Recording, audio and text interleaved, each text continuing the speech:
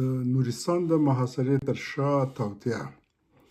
په کابل او نورو ولایتونو باندې د پاکستان د هوایي بمباریو وروسته هغوی داسې ښودله چې د چمن له لارې په قندهار ځمکنۍ حمله وکړي، خو د پاکستان اصلي هدف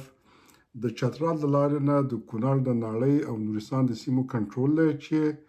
ځینې پخواني قمندانانو ته چې د شمالي ټلوالې سره اړیکې لري لاره خلاصه تر څو د اوړي د رارسېدو سره د بدخشان له لارې د طالبانو په ضد عملیات پیل او ځینې سیمې ونیسي. پاکستان د دغه پلان لپاره تقریبا 2 کاله د مخه یو شمېر پخواني مهم قمندانان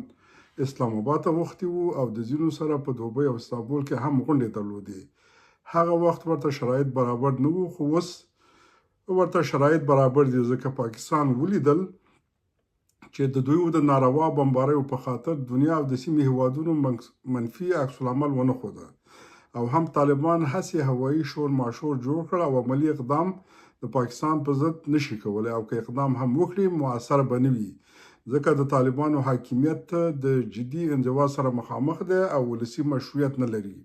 نو دا ښه وخت دی چې پاکستان یو ځل بیا افغانستان کې کورنیو جګړو ته زمینه مساعده او خپل مایان ونیسي. که څه هم پاکستان ته به دا عملیات ډیر درانده او قیمته تمام شي، ځکه زه فکر نه کوم چې د پاکستان داسې پروژوي عملیاتو لپاره امریکا، چین، روسیه یا عربي هیوادونه مصارف ورکړي. البته دا چې میدان شغالی دی پاکستان ګډوډي جوړولی شي، خو دا چې د طالبانو مشر ملا او یا خلیفه دین محمد د ښځو او احوال شخصیه په مسایلو بوخت دي، او ویان صاحب هم همداسې کورني مصروفیات لري لکه خلیفه دین محمد چې هم یادونه وکړه چې اکثره طالبانو 2 او 3 ښځې کړي دي او مصروفه دي، کوشش کوي چې هر څه د ولس نه پټ وساتي.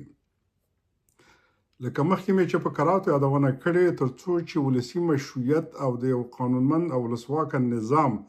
د جوړېدو لپاره د یوې واقعي لویې جرګې له لارې زمینه مساعده نشي، طالبان د پاکستان د حملو او تخریبي عملیاتو مخه نشي نیولی. که افغانستان د انزوا حالت نه ووته، بیا ممکنه ده چې د پاکستان د دسیسو مخه په داخل او نړیوال سټیج کې ونیول شي. دا چې طالبان اسانه سیاسي ځواب چې د پاکستان سفیر اخراج او واقعي لویه جرګه راوغواړي نشي ترسره کولی، نو نظامي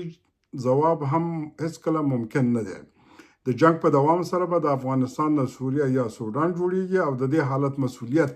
د طالبانو په غاړه دی. خو بیا چې هیواد وران په زرهاو افغانان ووژل شول، خیر به یې افغانستان ته څه وي؟ په داسې حالت کې به طالبان خامخا له منځه ځي او نورې افراطي ډلې به رامنځته کیږي،